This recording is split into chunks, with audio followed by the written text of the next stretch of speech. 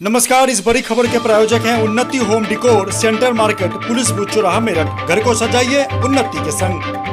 Kinetic green, Mangal Pandey नगर, मेरठ। कम खर्चे में अधिक सवारी, इको फ्रेंडली स्कूटी के लिए आज ही संपर्क करें। Swati fashion house, metro hospital के नजदीक, लाल कुर्ती, मेरठ। दुल्हा दुल्हन के लिए बेहतर जगह।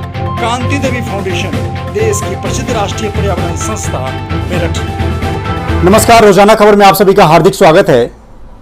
परोपकार सर्वो धर्म, परम धर्म।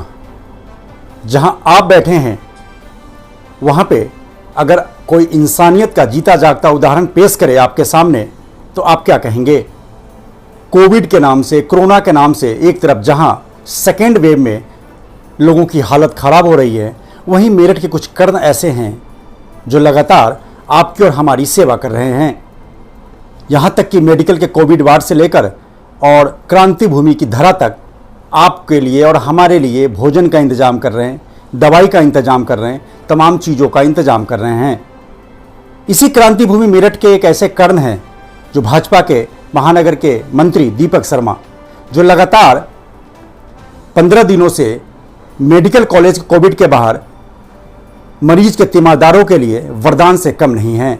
हम जानते हैं उन्हीं से कि आखिर इस सेकेंड वेव में जहां पे लोग डर से बहुत परेशान हैं, आपकी ये भावना कैसे आई और कैसे कैसे कारवां चला। नमस्कार दीपक शर्मा जी, रोजाना खबर में आप सभी का हार्दिक स्वागत है। एक चीज बताइए कि जिस तरीके से डर का वातावरण सेकेंड वेव में था, तो इस वक्त इतने बड़े लेवल पे वो भी कोविड के जद में जाके मेडिकल कॉलेज के बाहर, ये अंदर से फीलिंग और भावना कैसे आई? देखिए, जब भारतीय जनता पार्टी में आप काम करते हैं, मेरा सौभाग्य है कि मैं एक ऐसे संगठन में जुड़ा हूँ जिनका उद्देश्य सेवा और संगठन है। सेवा ही संगठन के एक मोनोग्राम के माध्यम से एक उद्देश्य बना, और मेरठ महानगर का एक सौभाग्य है कि यहाँ पर अश्वनी त्यागी जैसे नेता यहाँ पर हैं जो इस समय एमएलसी भी हैं और प्रदेश के महामंत्री भी हैं। भाई साहब और मेरी वार्ता हुई। भाई साहब ने कहा कि यार ऐसे ऐसे भोजन बांटना है, क्या वितरित कर पाओगे? तो मैंने कहा ये मेरा परम सौभाग्य होगा। जिस प्रकार से एक सैनिक का उद्देश्य होता है अपने जीवन को सर्वस्व निछावर कर देना युद्ध भूमि में जाकर, इसी प्रकार एक सामाजिक और एक राजनीतिक कार्यकर्ता का भी उद्देश्य होता है कि जब भी समाज को आवश्यकता पड़े तो वो जाए, अपनी जान पर खेले, लोगों की सेवा करे।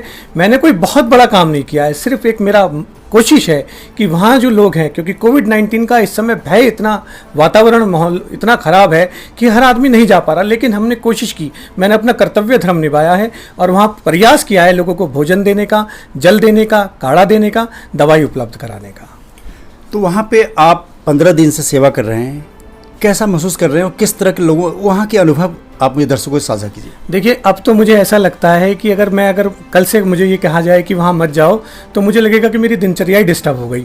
मुझे तो अब ऐसा लगता है कि जैसे मेडिकल जाना ही जाना है, शायद ये व्यवस्था भी बंद होगी तो शायद मैं उसके बावजूद भी कुछ ना कुछ व्यवस्था वहाँ करूँगा।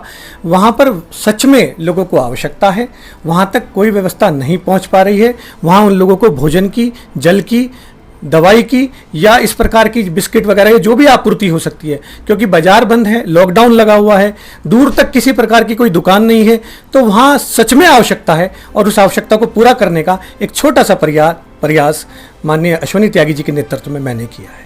बिल्कुल, Ashwani Tyagi ji commander in chief की तरह आपके सेवा भाव को आगे बढ़ा रहे हैं।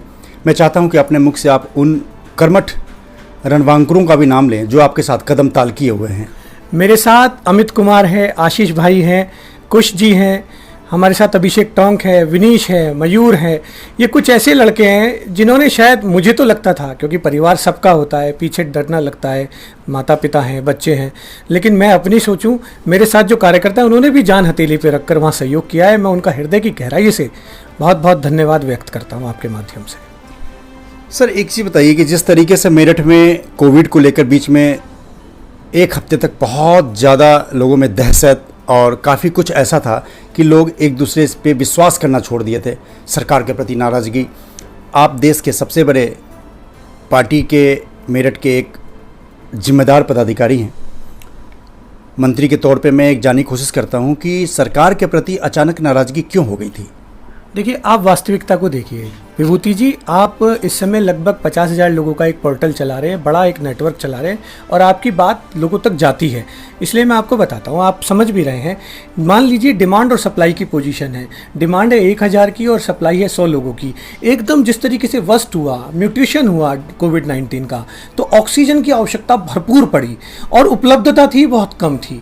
तो किसी भी चीज़ को सिस्टम बनाने में, और नेचुरली आक्रोश है क्योंकि सरकार के प्रति लोगों की लगता है कि यार सरकार हमारी मदद नहीं कर पा रही, लेकिन सरकार की भी लायबिलिटी बनती है जनता के प्रति। तो पहला आक्रोश सरकार के प्रति बनेगा। लेकिन अब आज की स्थिति देखिए, आज 150 के करीब पेशेंट रह गए हैं, जो 2300, 2400, 2500 पेशेंट थे। ऑक्सीजन की जो हर घर में डिमांड होती थी, हर व्यक्ति को ऑक्सीजन चाहिए था। आज आप देखिए, पहले मैं पूरी पूरी रात ऑक्सीजन के सिलेंडर की व्यवस्था कराता रहता था, हॉस्पिटल में एडमिशन की, प्लाज्मा की, ऑक्सीजन के सिलेंडर की, लेकिन अब डिमांड मेरे ख्याल से 1 या 2 रह गई है केवल। तो व्यवस्था सुधरी है और स्वाभाविक है, गार्जियन के प्रति, सरकार के प्रति लोगों का आक्रोश स्वाभाविक है और सरकार को उसको स्वीकार करना चाहिए और व्यवस्था बढ़िया करनी चाहिए। क्या आपको नहीं लगता कि कहीं ना कहीं विपक्ष या कोई ऐसे जो गोरखधंधे में शामिल लोगों की हथकंडे के रूप में इस्तेमाल किया इस कोरोना के सेकेंड वेव को, कि सामान का कालाबाजारी करना या ऑक्सीजन रख लेना, काफ़ी हॉस्पिटल पे भी कार्रवाई हुई है, उसको भी कुछ आप मानते हैं? देखिए, ये सच में वास्तविकता है। इस प्रकार के धर्म और अधर्म दोनों ही लोग साथ चले हैं। ऐसे समय पर ऐसे भी लोग हैं जिन्होंने अपने घर और सामान चीज़ों को अलग रखकर, अपनी जान माल को अलग रखकर, अपने परिवार को अलग रखकर लोगों की सेवा की है। और ऐसे भी लोग हैं जिन्होंने इसको अवसर के रूप में, कालाबाजारी के रूप में लिया है। और ऐसे लोगों को ईश्वर कभी माफ़ नहीं करेगा। ये महामारी का दौर है। मैं तो हमेशा अपील करता हूँ और आपके माध्यम से भी अपील कर रहा हूँ, आप भी सेवा कर रहे हैं, कि इस समय जिसकी जिस भी प्रकार से मदद हो सकती है हम लोगों को करनी चाहिए। ये अवसर लोगों की सेवा करने का है, ना कि उसका लाभ उठाने का है कालाबाजारी कर कर। बिल्कुल, ये अवसर लाभ उठाने का है और कालाबाजारी करके देश को बर्बाद करने का नहीं है। आखिरी सवाल आपसे ये पूछूंगा कि पिछली बार आपने सच्चाई की तरफ अपनी आवाज़ मुखर की थी और तत्कालीन डीएम अनिल ढींगरा जी की एक कार्य योजना को लेकर आपने सवाल खड़े किए थे, जिस पे बाद में पार्टी के लोगों ने भी सराहना की, सबने सराहना की। आपको क्या मानूं कि एक फायर ब्रांड के रूप में आप मेरठ को एक नेतृत्व देने की सोच रहे हैं?